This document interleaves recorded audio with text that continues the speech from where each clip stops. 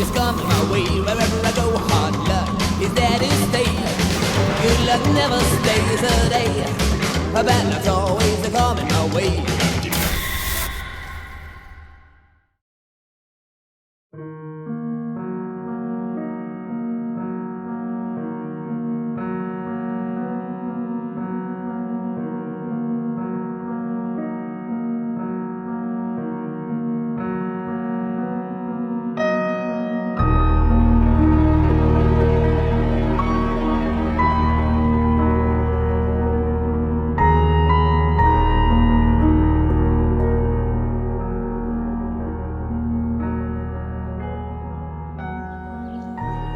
It is a cold and windy day.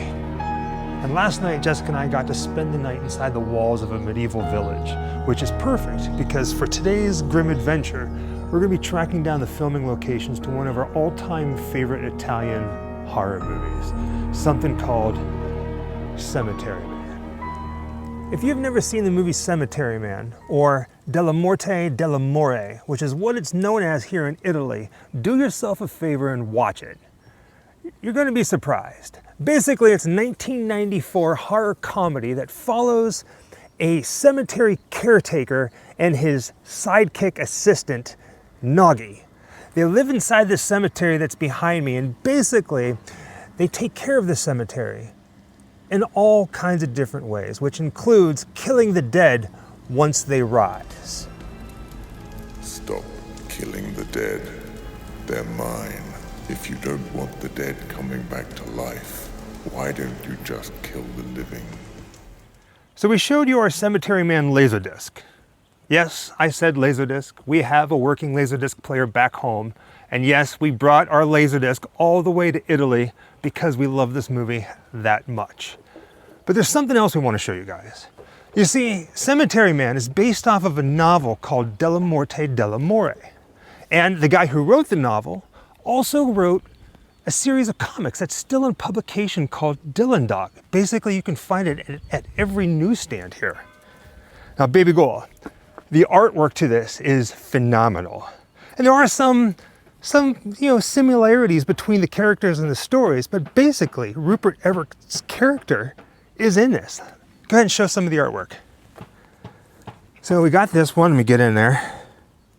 So we found these within like a week and a half of being here in Italy. And they are in Italian, which means in order for us to read them, we have to learn Italian or use a really good translator. How cool, right? Still in publication.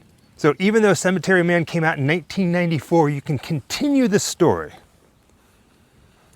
And then if you're really lucky, you'll find a hardback copy right about there, baby girl. This is awesome. You're darn right we're gonna learn Italian to read this. All right, let's line up some shots. Well, as best as we can. The name of the cemetery that Francesco Dellamorte and his sidekick Noggy basically live and work at is called Buffalora Cemetery. And it's behind these walls that when the dead rise from the grave, they actually call them returners. When the returners come back to life, Francesco Dellamorte shoots them in the head and then he reburies them. It's his entire job here. But in the movie, they actually use two different cemeteries. This is only one of them.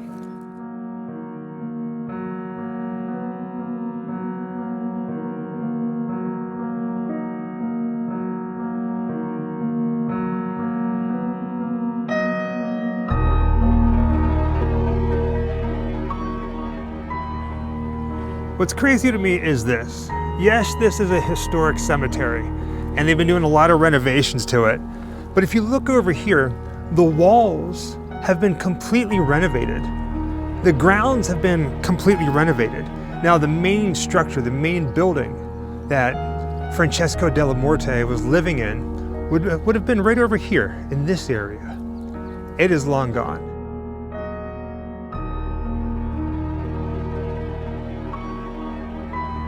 In the movie, you can see a bunch of tombstones all over the place. If I'm not mistaken, those are all prop tombstones that they brought in. Do you remember in the movie Baby Ghoul, where there was the funeral happening and Francesco Dellamorte meets the pretty girl because she's there because her husband just died. And he promises her that there's a really beautiful ossuary here and she really wants to see it. She gets really excited about it. That ossuary is here on this property. In the ossuary scene, oh, and by the way, baby girl, you have a nice ossuary. If you know, you know. But in that scene, you can see a window. And it looks like if we walk to the back side of the cemetery and look on the back side of the ossuary, that window is still there. Fingers and bones crossed.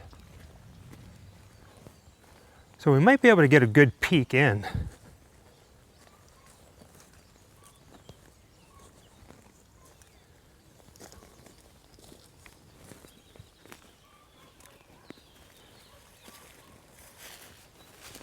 How crazy would it be if you look in there? I know it's not going to be, but they still had some of those prop skeletons on the wall.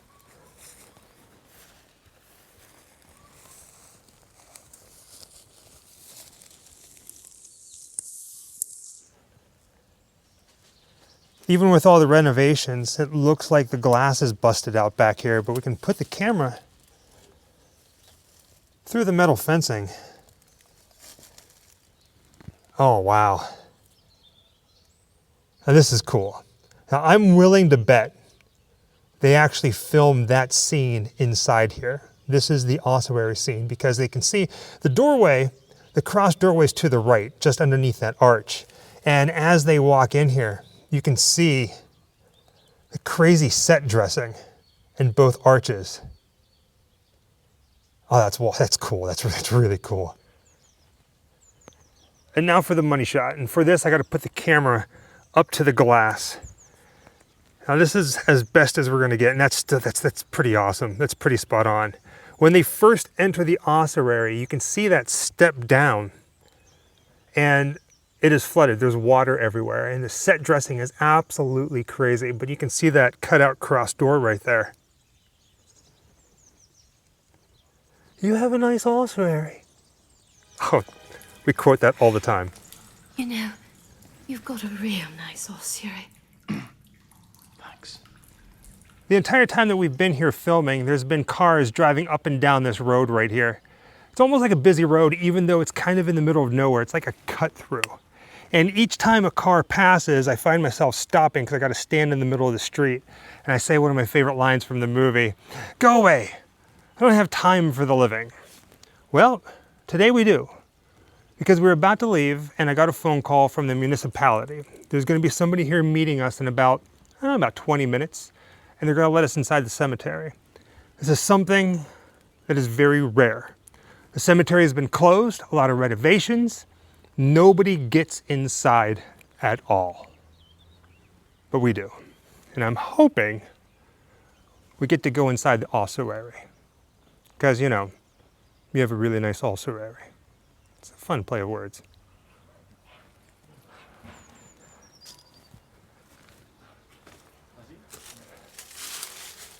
Actually going inside the ossuary.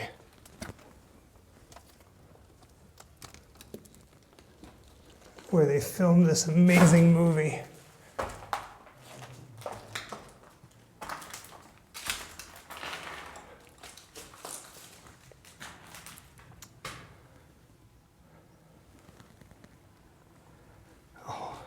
There's a fly buzzing around. I can hear it. I don't know if you guys can. It's kind of unnerving.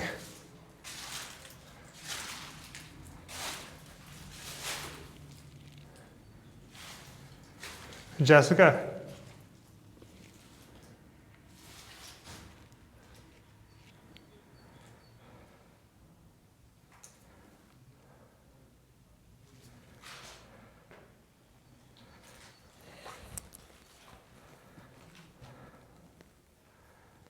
They were kind enough to open these doors for us, and I'm glad they did because they're so brittle.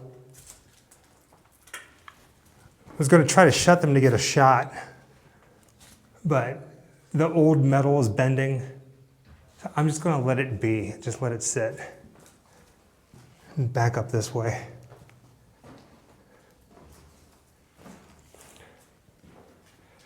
Baby Gold, this is phenomenal. The fact that we were in the Cemetery Man crypt, the ossuary. I'm still backing up.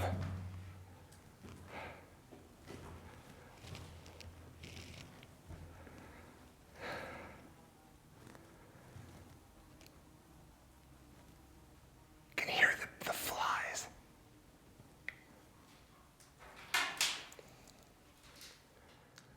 So right now we are standing in front of the window that I put the camera up to so we can see the door on the far end where Jessica is. And back where I am, I'm 6'2", and I have a lot of room, but over there I had to duck. It's so tiny. It's amazing that so much of this cemetery has changed, but this is still here.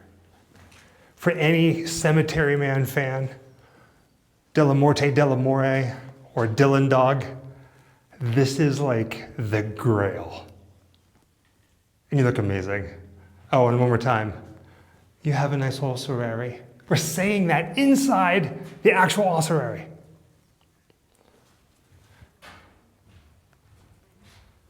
Just imagine this entire place just filled with set dressing for the movie.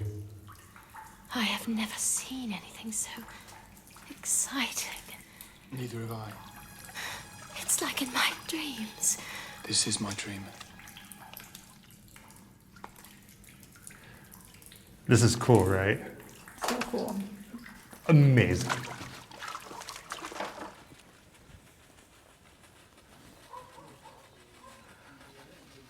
I just love the fact that there's a dog barking off in the distance. Further solidifying Dylan Dog, right?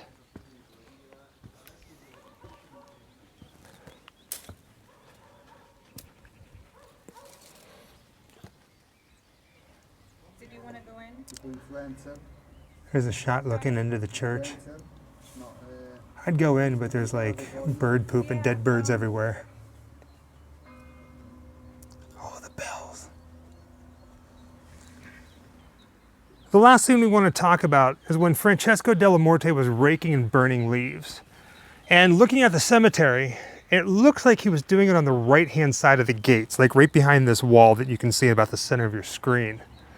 Now, when he's doing this, Noggy appears with a wheelbarrow, and he's got a bunch of trash, including Francesco's favorite reading material, a phone book.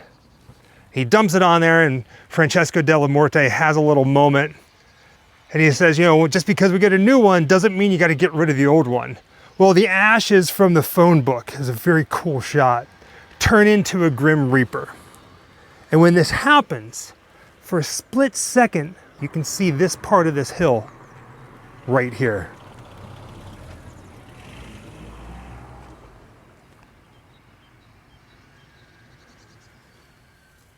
So it turns out that, yes, at one point this used to be a cemetery, and they have removed the graves. A lot of renovations, and the plan is to turn this into a park, or like a garden. So at some point, if you're a fan of Cemetery Man, you can come here and check this place out.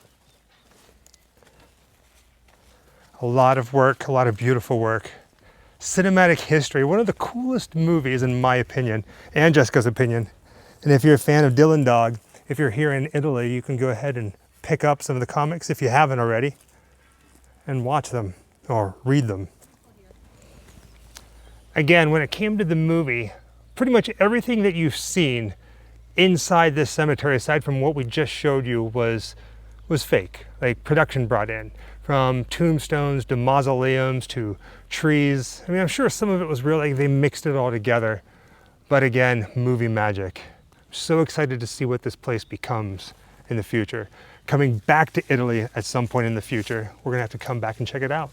Have a picnic in the Buffalora Cemetery.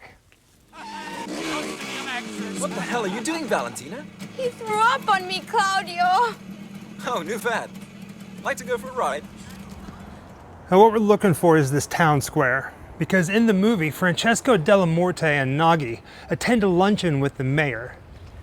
And there's a scene where you can see them driving the VW Bug from the left-hand side. And then you see that those rows of buildings right there, right behind them as they pull up.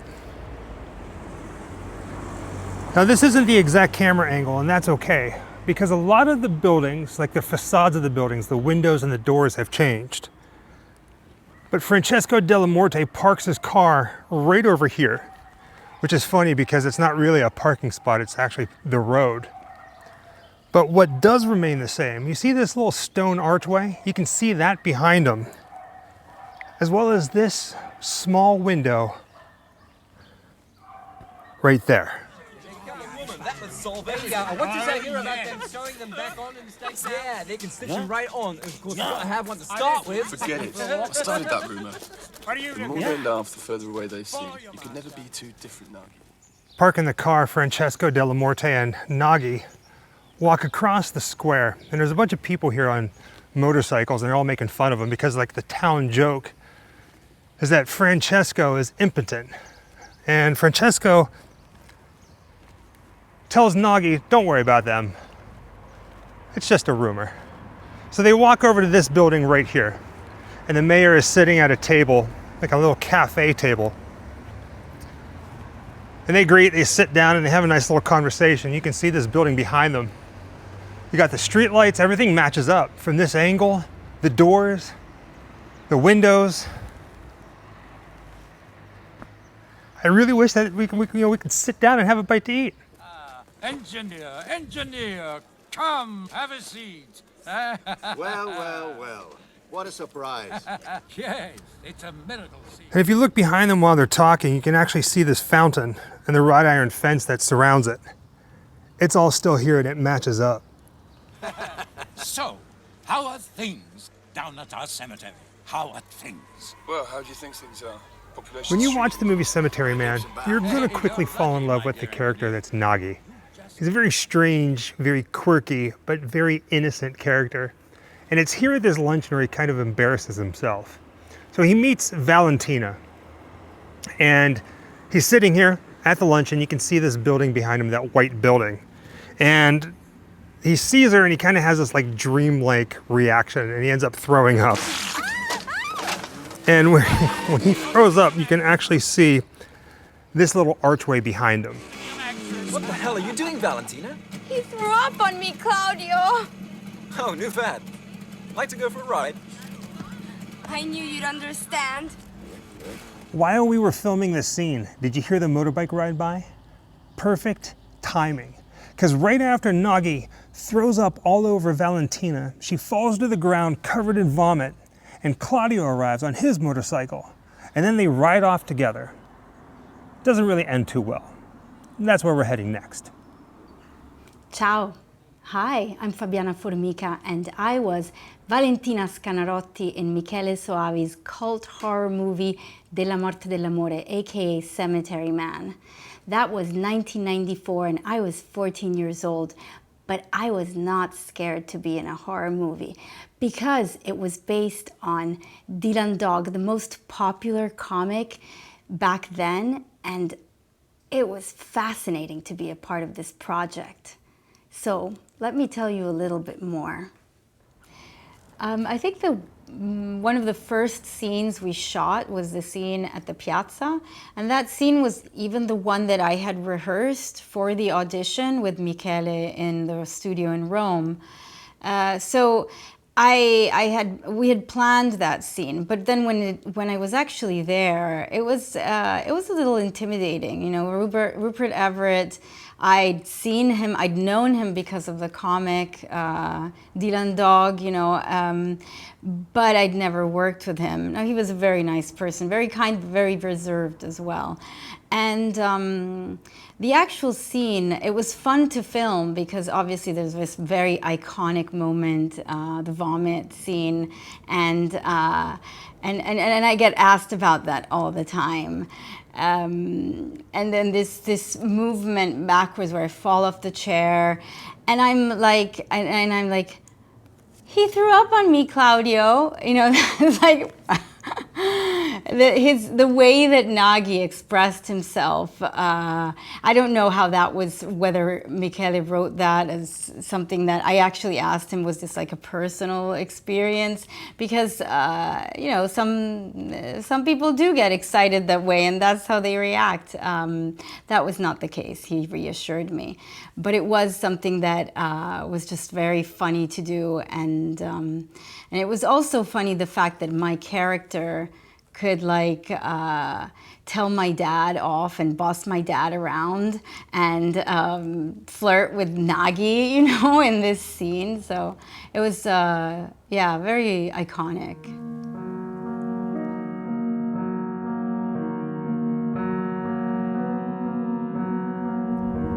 So right now we're driving the same route that Claudio and Valentina were taking on their motorbikes before they crashed. I know, spoiler alert, nobody survives. It's a very, very interesting special effects scene, if you will. You have to watch it to see it.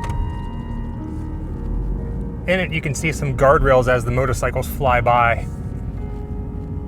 Most of those guardrails are gone, but these ones are still here. So it's right up here, right up by the crest of this hill, where you can see a couple different landmarks. The first one is a house on the right-hand side.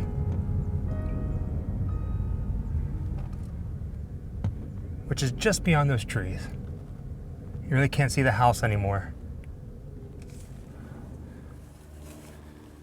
All right, we found a safe place to park. And you really can't see the house anymore. You can kind of see it poking above the bushes over there. But it's right past this tree that they go flying up the hill.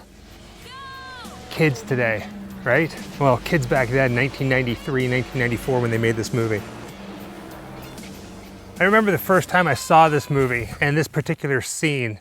I mean, yeah, it's kind of comical, the deaths, I mean, for that time, right? But I remember thinking, wow, all these people on motorcycles, like riding, like whizzing down these streets out in the countryside. We didn't have anything like that in Pittsburgh. We come here to Europe, especially here in Italy, and there are motorbikes everywhere, like people like flying up and down these country roads, like in the movie. So it really does make sense. It's beyond beautiful out here. So we're going to talk about the motorcycle scene, the death scene. Mm-hmm. So when we were there in Italy, we tracked down where you guys shot the motorcycle scenes at. Like, it was kind of hard to do it, but we found the right angle. What can you tell us about that? The motorcycle scene, you know, most of it, I wasn't obviously in it in the stunt work, but it was, I want to see what, to be honest, I don't remember much about the motorcycle scene. I mean, I remember getting on the motorcycle and speeding off, and then there was probably a tracking shot on the road, but that's about it. You know, we have that close up with the reaction, you know, of the crash, and that's about it. Well, like, I used to go to this little town in the summers where my aunt had a home, and that was the time when I used to go on motorcycles a lot, ride on the back of my cousin's scooter. So I was really terrified of crashing, because I had a crash with my cousin like the summer before or something, and that was like on a, you know, on one of those narrow roads like the one in the movie. It was like very typical.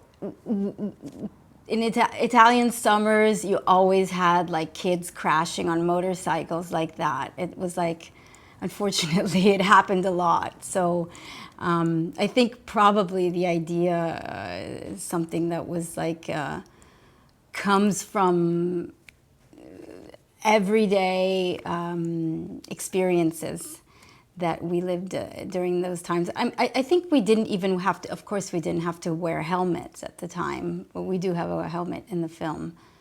So yeah, That was, because the motorcycle was a certain engine that was larger, so that's why they had helmets, because otherwise, like the scooters that we used to drive when we were 14 didn't require helmets. Anyway, this is like, I'm totally off tangent with this story. Perfect. It's perfect. But it's true, yeah, we did it was so common, you know, to have that kind of experience. Many kids died that way. I will say this, when we were driving through Italy, you know, growing up, watching the movie, I mean, I didn't grow up with the movie, but whenever we first watched Cemetery Man, we saw that scene and didn't really think of much of it, like growing up in the States. But driving through Italy and seeing so many people on these motorbikes going through the countryside, it was like, oh wow, this movie makes sense now. So that's kind of neat. Yeah, we, you know, between Vespas and the scooters and those bigger motorcycles, everyone is like, feels like an expert, and everyone has fallen off and hurt themselves. When it comes to the motorcycle and the bus crash, all I can say is you will never look at chocolate milk the same way again. Trust me, just watch the scene. Now, this is as close as we're gonna get to the actual shot whenever the bus goes over the edge. You can see the big building up there. It kind of looks like a castle up on the hill. And then you see some of the buildings down there at the bottom of the hill. This is odd, but pay close attention to the power line and how it's running across the top of the screen, almost right over the castle. This is the spot. If I move the camera over, you can see that some of the bushes still match up to whenever they shot the movie. You can see that castle up there on the hill. And then right over here, you see the guardrail? This is where the bus would have went over, and then down the hill. And then we get a very nice shot of a horse just watching it all happen. Yay! Hang on! Peter, dust! Funny enough, if we were to go all the way down this hill to where the bus went over and landed, there is a horse stable down here with a brown horse.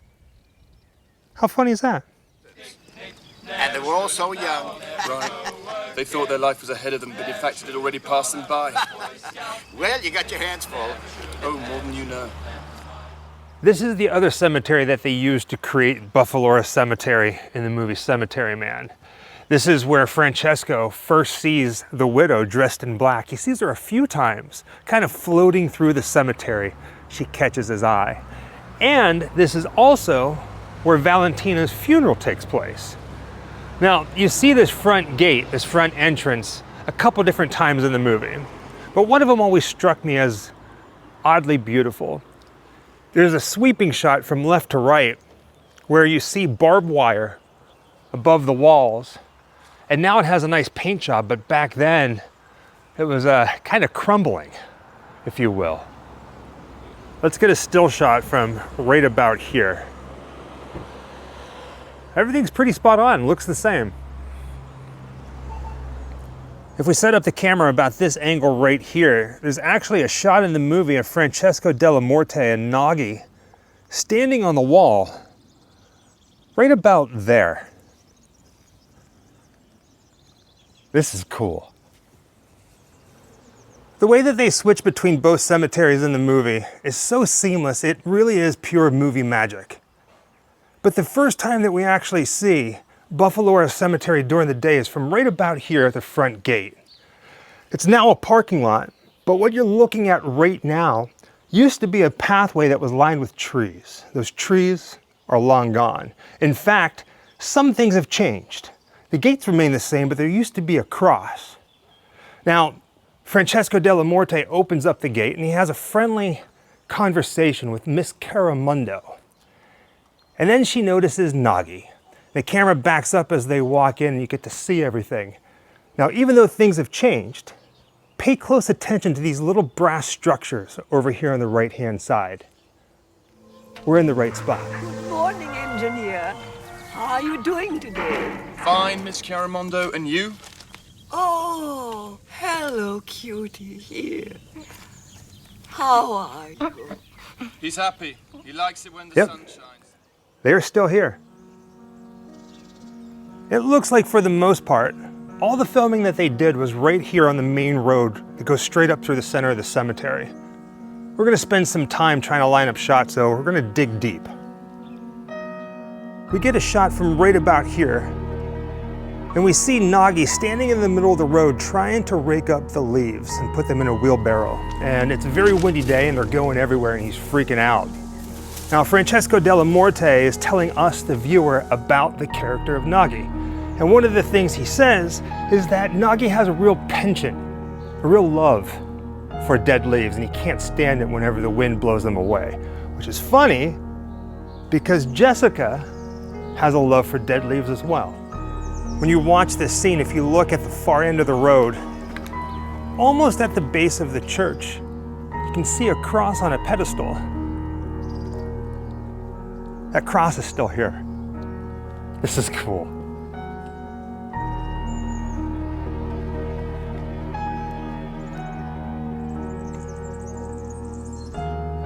All right, we got so much to do.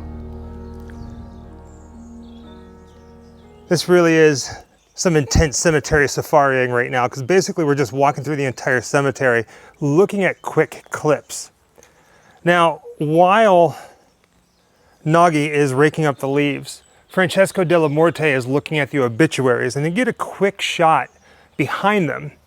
And this is where you see the funeral happening, like there's somebody carrying a casket off in the distance.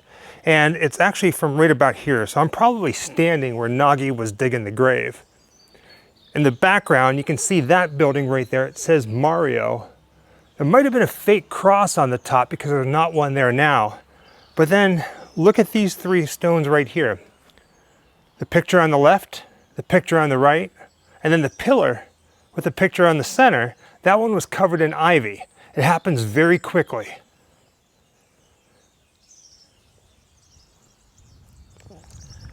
So we found the exact location where the widow's husband's funeral was.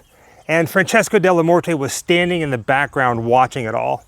Now, in order to do this shot, they were actually backing up the camera, but we're gonna be walking forward. But before we do that, pay close attention to this tree that's on the right-hand side, and then this marble pool right over here on the left. You can see it as the camera backs up, which puts the grave of the widow's husband right here, lit up by the sun. Now we know this because if you look in the background, it's always the background. Look in the background. You're gonna see a mausoleum. Now in the movie, the gates were open, but the mausoleum gates here are closed. And they are gorgeous. Let's go ahead and put that camera up a little bit. Because when we get closer, you can see that circular window in the back. Looks like the stained glass, or the glass has been broken out, busted. But this is it.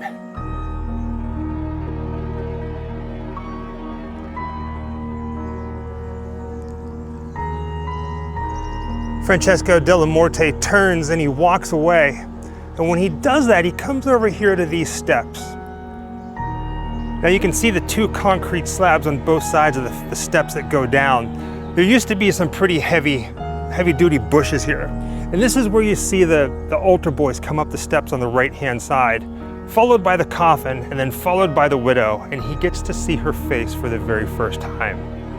It's love at first sight. And dare I say, you have a nice ossuary.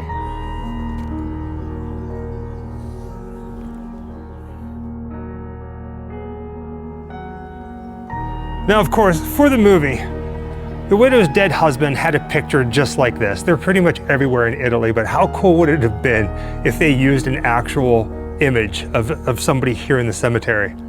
But nope, it was an actor, it was all a prop. They really were all over this cemetery making this movie. Down here on the main road on the bottom level, as well as the top level up there where they had the funeral. Now, the very next scene after the funeral of the widow's husband, we get a shot of Francesco laying in bed, wondering if he will ever see her again. The next day, we get a shot of Francesco Dellamorte filling up a watering can, probably over here by the entrance to what we were just showing you. It looks like there's a hose that comes down here. And there's this like concrete bucket that's filling up with water. And as the water stops, it calms. and he sees the reflection of something above him. In the reflection, you see the railing that Jessica's standing at, and for a very quick second, you see her face. And then she turns and she walks away, leaving behind her a trail of the black veil.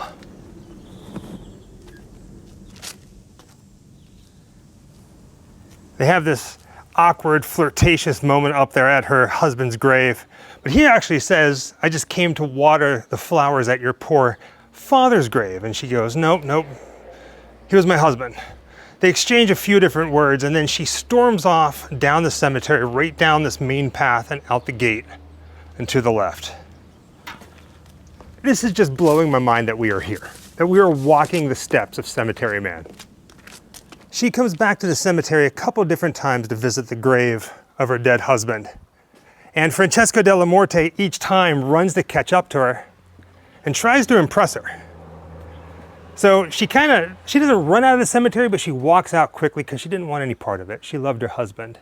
And they get to right about here on the outside of the gate, and Francesco stops. And she stops right about here because he says to her, "The cemetery is small, but we have a nice ossuary." An ossuary? And then we're at the other cemetery.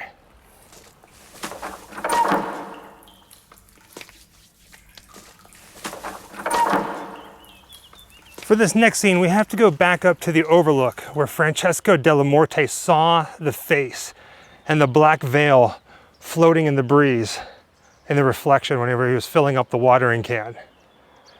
Because once again, looking at the main road into the cemetery, but from a different angle, we're gonna have to use the drone for this. You see all the coffins being carried in. Valentina, the Boy Scouts, and the nuns. All right, let's see if we can get the shot. Really, any chance that we have to get the drone up in the air to get some cool shots that actually work well with the video, we take it. Again, the ghostly swoosh.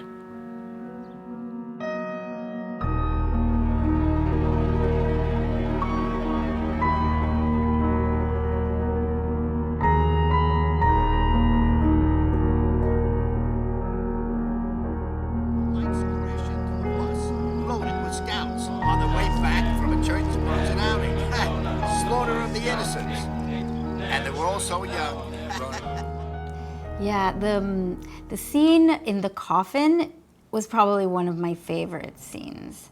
I'm wearing this white dress from the First Communion, I think, or and that's how they dress me when I'm dead. And I'm in this glass coffin, which is very much like a fairy tale kind of setting. And I remember that despite it was really, really hot that day, and I also have a lot of makeup on my face, and it feels sticky, there's bugs, you know, and but strangely enough, I feel really comfortable and calm, even though I heard stories later that my mother was very worried and did not like seeing me in the coffin. I would imagine so, but at the time, for me, it was like, oh, interesting. You know, this is like an interesting experience. Yeah, I just had to lie there and, you know, and just take in the panic around me, and I was pretty relaxed during it. Mm-hmm. The television set scene was filmed in the studios in Rome, and it was one of the sweetest scenes, I think, and also the more aggressive one, because I go from, you know, singing to Nagi and suddenly just like biting my father's head off or his neck, that was something that took a while, took a little bit of force to do, because I actually bit off part of the fake skin. You know, we had this blood spurting around.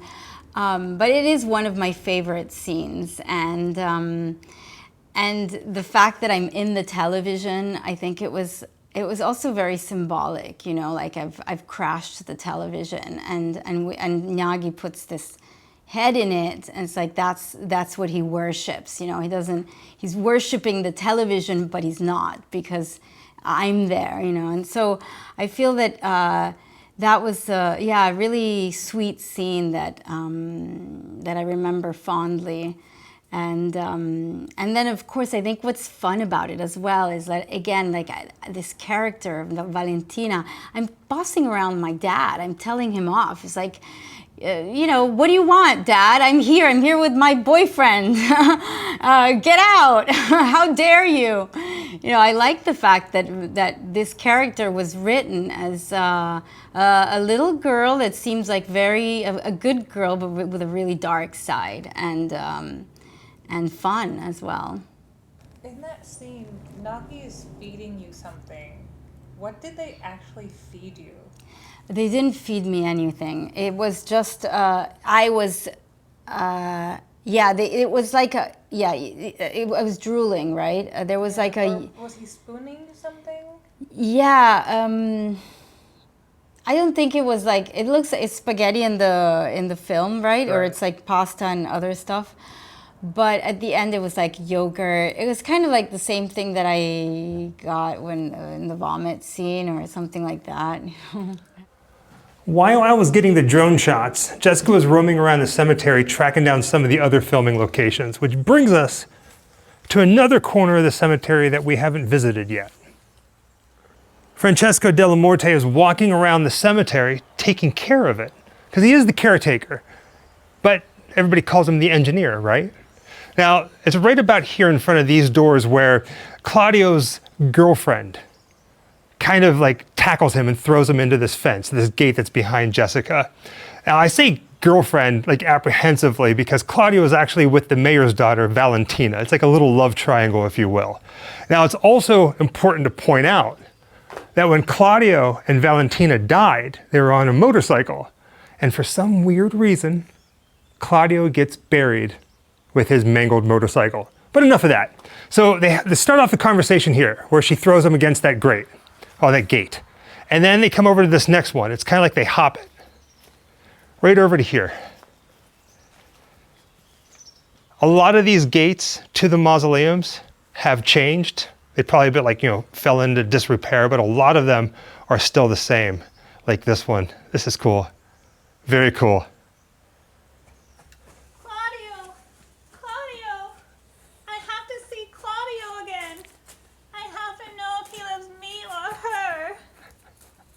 You see how beautiful this is? It's like a little secret garden that you just walk through. It's very pretty. What about that last crypt down there? Do you know you can actually go inside it? Ooh. Let's go check it out. Claudio? No, Claudio's not in there. He's a returner and he was dispatched. He was properly taken care of. Oh. Right? Oh, wow. Oh.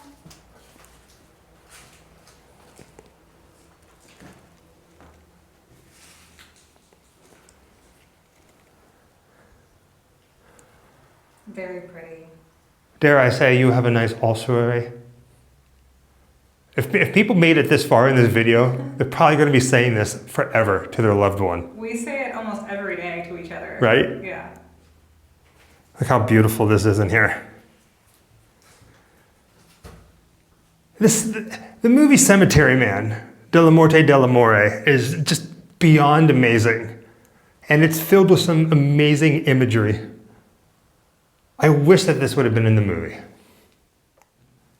I'm sure if we really wanted to, we can spend the entire day in these cemeteries lining up shots, recreating the movie, but what we've done so far is pretty phenomenal. I don't know if anybody else has gone to this extent. But if you're a fan of the movie Cemetery Man or Dellamorte Dellamore or even Dylan Dog, the adventure doesn't end here. You see, just like in the movie, we're going to the end of the world. I just kind of wish we had a snow globe. You have to watch the movie.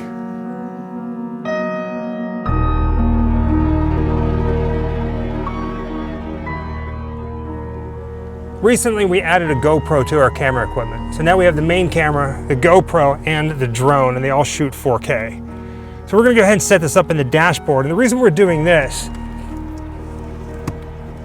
is the next thing we're gonna show are the driving sequences. So towards the end of the movie, whenever Francesco Dellamorte and Nagi leave town, they wanna get out of town, like away from it, towards like technically the end of the world. Something different that they haven't seen before.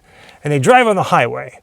Now my understanding is they filmed this whenever they were building this stretch of highway. So in order to make it safe, we're just gonna set this up, show what we can, and then put in some stills of some of the landmarks they pass. Simple, right? Hopefully. Fingers and bones crossed.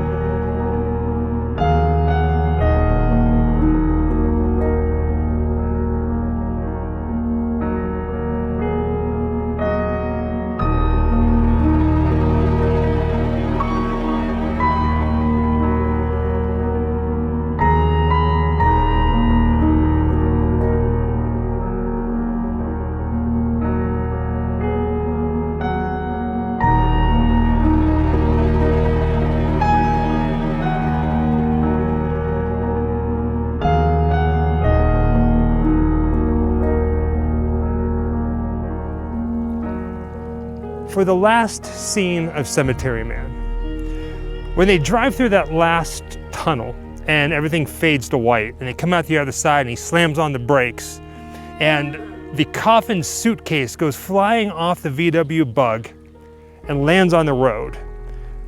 Nagi hits his head, he's got a bloodied forehead, and Francesco Dellamorte gets out and he walks over to the edge of the world and he says, "I should have known it. The rest of the world does not exist." Well, it kind of does. Now I'm going to tell you right now that the road that they were standing on was a fake road. It was a prop road. But what they were looking at, the scenic view, is real. And we searched all of Italy for this view. And the closest we came, we found Lake Scano, S-C-A-N-N-O. which is this one right here. And it's very important because it's a historic heart-shaped lake. You can kind of see it in the water right now. We're gonna go ahead and get the drone up in the air, the ghostly swoosh, to try to get a better view.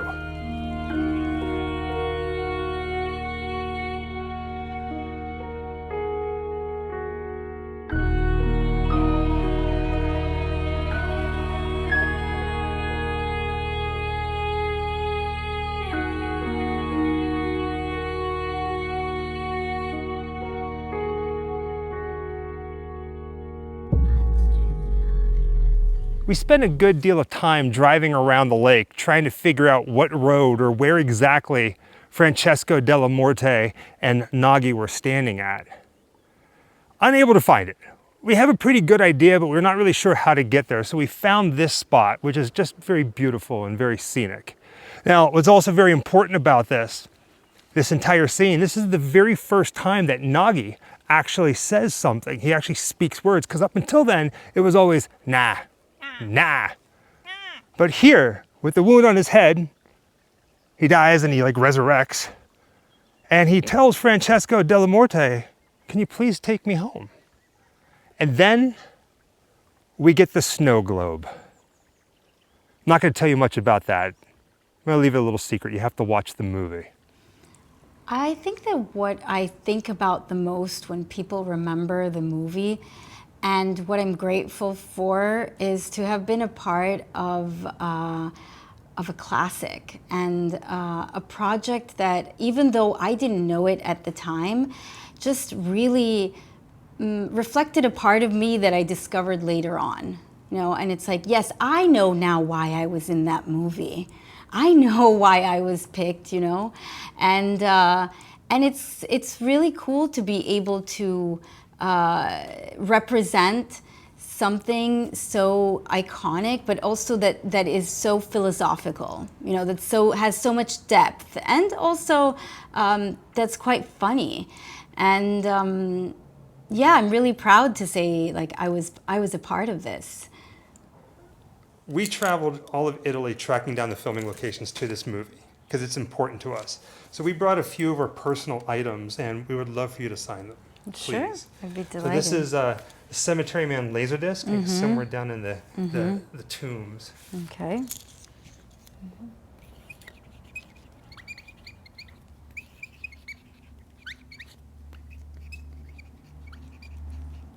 This is something every time we sit down with somebody and have a conversation like this, we're like, we got to do it. This is the anniversary soundtrack. That's beautiful. I think it just came out, so wow. it's up here, please. Where? Oh, over here? Yeah.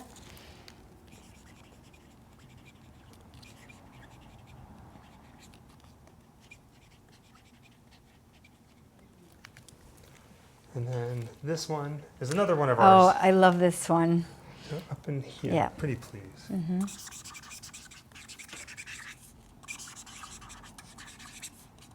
These go up on our wall in our living room. So cool. Oh my God, this one's amazing. And in fact, this is probably the very... So when I started collecting vinyl a couple years ago, like really collecting soundtracks, this is the first one that I bought. I tracked it down and I had to buy it. So thank you for taking the time to sit with us. Yeah, thanks guys. It was really fun. It was great to see you again. And happy Halloween. Yeah, happy Halloween. Perfect. Hey guys, so this is my current project. I am going to be publishing my first book on the 22nd of May, 2025. It's called Childless. You can see hardcover, softcover. And yeah, I mean, some people consider this scary, like to say it's okay not to have children, or obviously, as you can see, it's called Childless. This was a personal experience, and I tell it really raw and honest and vulnerable. And yeah, I think that it's sometimes, you know, it was a bit scary to say things that I didn't feel were really like acceptable at the time. But then I realized that the best thing about writing and empowering oneself through writing is actually going into things that are topics that are a bit taboo. And so I think that this book reflects as well my experience working in Cemetery Man, because they're like, you know, sometimes we have to go and talk about things that that no one wants to say, or reveal you know, the dark side of things, and that doesn't necessarily mean it's bad, actually, quite the opposite. How liberating. So you can order my book on Amazon, or Ingram Spark will be distributing it as well starting 22nd of May. We have a soft cover, hardcover, and obviously the ebook version. So there will be also my website, fabianaformica.com, where you can order it there. And I hope you follow me on Instagram. Bye. And with that being said, thank you for joining us on another grim adventure, this time tracking down the filming locations in Italy to one of our all-time favorite movies, Cemetery Man. If you haven't seen it, watch it. I'm still reeling that we got inside the ossuary. You have a very nice ossuary. Well, thank you. So do you. With that being said, thank you. And until next time, happy Halloween. Watch Cemetery Man. Ciao. Wherever I come, bad luck just comes my way. Wherever I go, hard luck is there to stay.